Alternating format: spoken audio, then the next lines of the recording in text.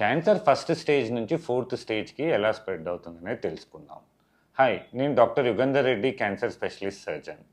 Cancer అనేది యూజువల్గా అన్ని బాడీ పార్ట్స్లో స్టార్ట్ అయినప్పుడు అది ఫస్ట్ ఆర్ సెకండ్ స్టేజెస్లోనే ఉంటుందన్నమాట.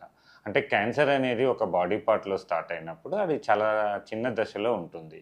క్రమక్రమేణా అది పెరిగి థర్డ్ ఫోర్త్ స్టేజ్లలోకి స్ప్రెడ్ అవుతుంది.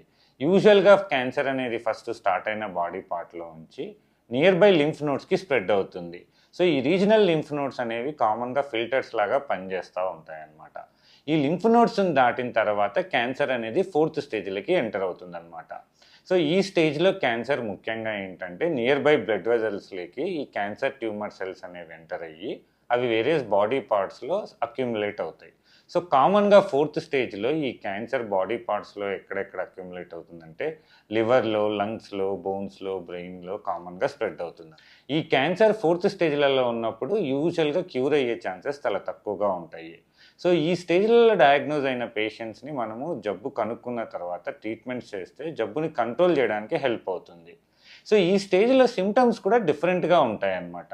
లైక్ ఇప్పుడు బ్రెస్ట్ క్యాన్సర్ ఫోర్త్ స్టేజ్లో లంగ్స్కి స్ప్రెడ్ అయినప్పుడు సడన్గా పేషెంట్ ఆయాసంతో కానీ ఛాతీలో నొప్పితోటి కానీ ప్రజెంట్ అయ్యే అవకాశాలు ఉంటాయి.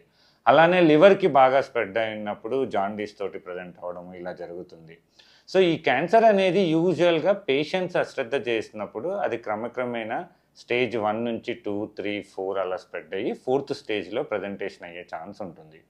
ఫోర్త్ స్టేజ్ క్యాన్సర్స్లో భయపడాల్సిన అవసరం లేదనమాట. ఇప్పుడు చాలా రకాల ట్రీట్మెంట్స్ మనకి అవైలబుల్ ఉన్నాయి. ఈ ట్రీట్మెంట్స్ అన్నీ చేసుకుంటే మనకి ఫోర్త్ స్టేజ్ క్యాన్సర్ని కంట్రోల్ చేసి కొంతమందిలో నయం కూడా చేయొచ్చు. Thank you.